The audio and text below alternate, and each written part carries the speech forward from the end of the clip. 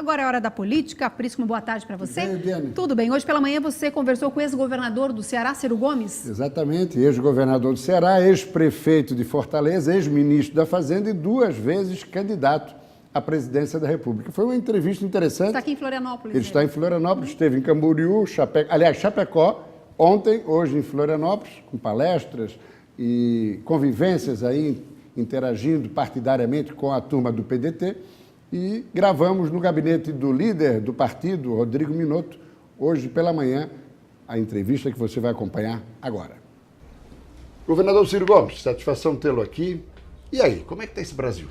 De cabeça para baixo, mas tem condição de desvirar desde que a gente faça um esforço em que a política volte a cumprir a mínima tarefa para a qual ela existe como obra humana, que é construir os caminhos de identificar as razões das nossas patologias, das nossas doenças, das nossas crises e construir pelo esforço coletivo, ouvindo os diferentes, o caminho para sair disso. A crise mais grave é moral, política ou econômica? Ou elas se entrelaçam? Elas se entrelaçam pesando muito gravemente. Na prática, o mais grave é o econômico, na medida em que há 14 milhões quase de brasileiros desempregados, você tem quase 10 milhões de brasileiros empurrados para a informalidade, sofrendo todo tipo de humilhação nas ruas das cidades brasileiras. Isso é a antivéspera de uma violência que está se vulgarizando, matando quase como um genocídio. Os nossos números são piores do que a guerra civil na Síria, na violência impune, tocada pelo narcotráfico, pelo crime organizado, ante uma absoluta impotência, quando não uma omissão da União Federal. Agora, as reformas constitucionais são indispensáveis, especialmente a previdenciária. Nós precisamos consertar as contas do país, portanto, precisamos desenhar um modelo sustentável para o financiamento da Previdência. Portanto, a manchete é correta. Assim como precisamos desenhar uma institucionalidade nova para a política, para proteger o Brasil dessa contradição cíclica da mentira generalizada, da falta de controle social sobre os exercícios dos mandatos, da presença do dinheiro podre, agora inclusive do crime organizado na política, mas a forma como que estão se conduzindo essas verdadeiras e importantes questões são completamente erradas, as fórmulas. Por exemplo, nenhum país do mundo impõe a um professor que ele dê 49 anos de aula para ter direito à aposentadoria integral.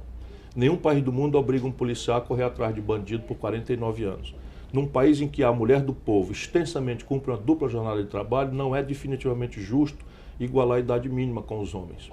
O Brasil tem uma realidade regional bastante distinta. Você tem a expectativa de vida num carvoeiro em Criciúma, ou de um trabalhador rural do semiárido, ou do fundão da Amazônia, onde há 700 mil casos de malária por ano, ou numa periferia de São Paulo ou do Rio, a expectativa de vida não chega a 60.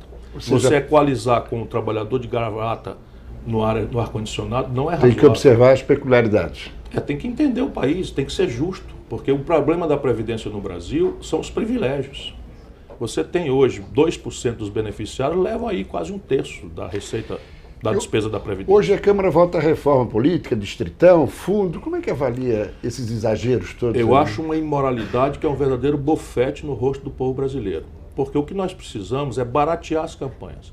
O que é que eles estão fazendo? O sistema distritão encarece dramaticamente as campanhas.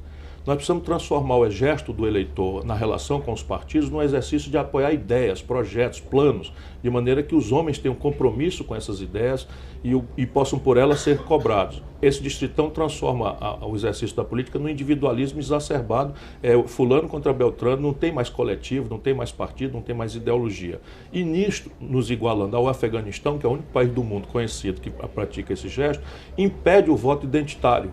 Impede a renovação. Então as expressões do feminismo, da comunidade LGBT, do ambientalismo, tudo isso deixa de ter espaço para competir e o jovem nunca mais conseguirá entrar na política brasileira. Ou seja, é o oposto do que precisamos fazer. Confirmada ontem a delação de Lúcio Funaro. Isso pega no coração do governo? Pega porque ele era o doleiro que fazia, vamos dizer, a lavagem de dinheiro para o Temer e para o Eduardo Cunha. Muito bem. E agora eu lhe perguntaria o seguinte... Por Moreira Franco, por Humberto Lucá, por Eunício Oliveira, para essa quadrilha que manda no Brasil. Muito bem. É discurso de candidato, né? Eu só serei candidato numa circunstância, o PDT desejar. Eu tenho muita vontade de ajudar o Brasil a achar o caminho. Sei, com a minha lucidez, minha experiência. Já foram uma ou duas candidaturas? Já fui 2 vezes. Agora eu estou mais maduro, estou pronto. Nós estamos aqui na companhia...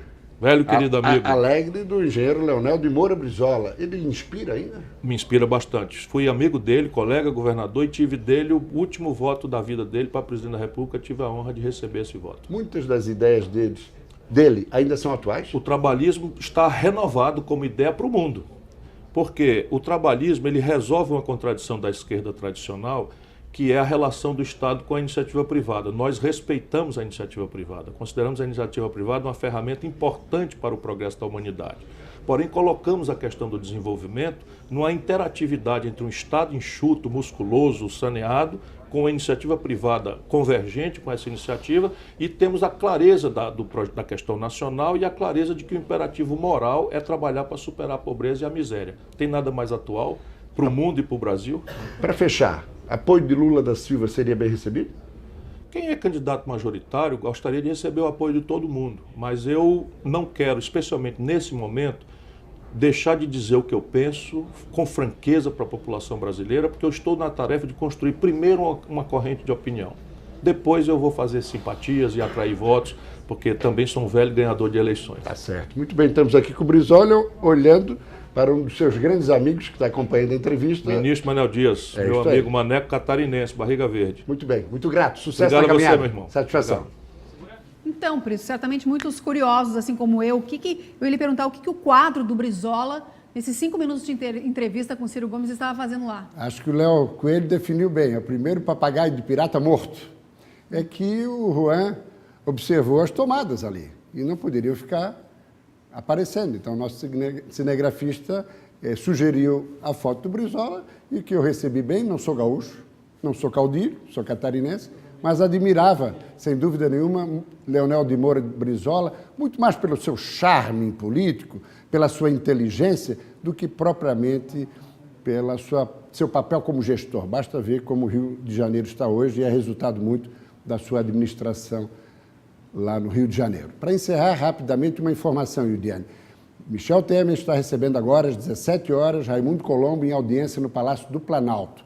2 temas na pauta, administrativamente falando.